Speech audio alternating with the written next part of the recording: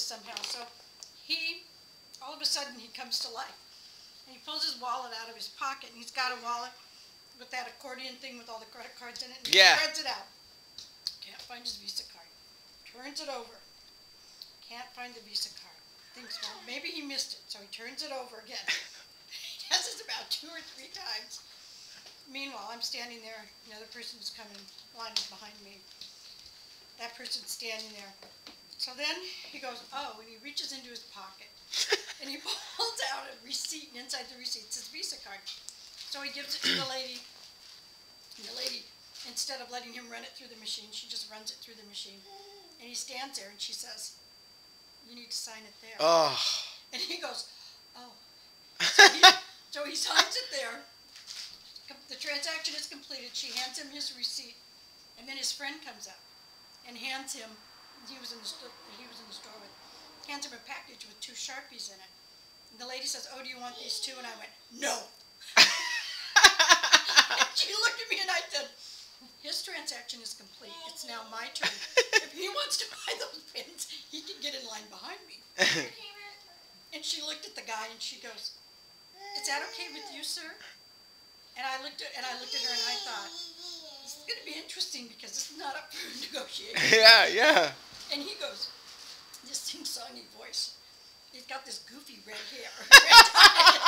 And he has this sing-songy voice. He goes, oh, that's okay with me, miss. He says, if she wants to go now, he says, that's okay with me. I'm in no hurry. I'm a patient man. It's okay with me. Oh, making a point. And I point. looked at him and I went, good. My dog is waiting in the car. Mickey was in the car. Yeah. And so she rings it up. And I thought, I'm not going to thank him for being magnanimous. He was going to abuse his place in line. So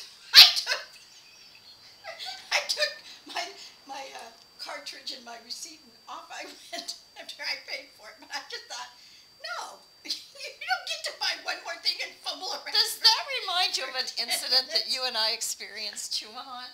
Which one? With you?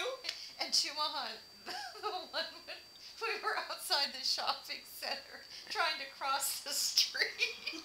At Christmas? All right. I'm not going to wait for this pipsqueak. I'm going. Well, yeah. And I was like nervous because we walked by him later.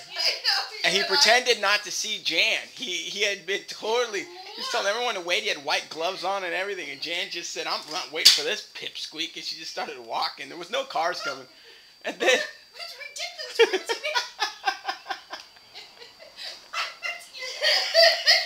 And then later I saw him. He saw Jan and he pretended not to see her. He saw her and he like looked in another direction, just hoping for the badness to pass.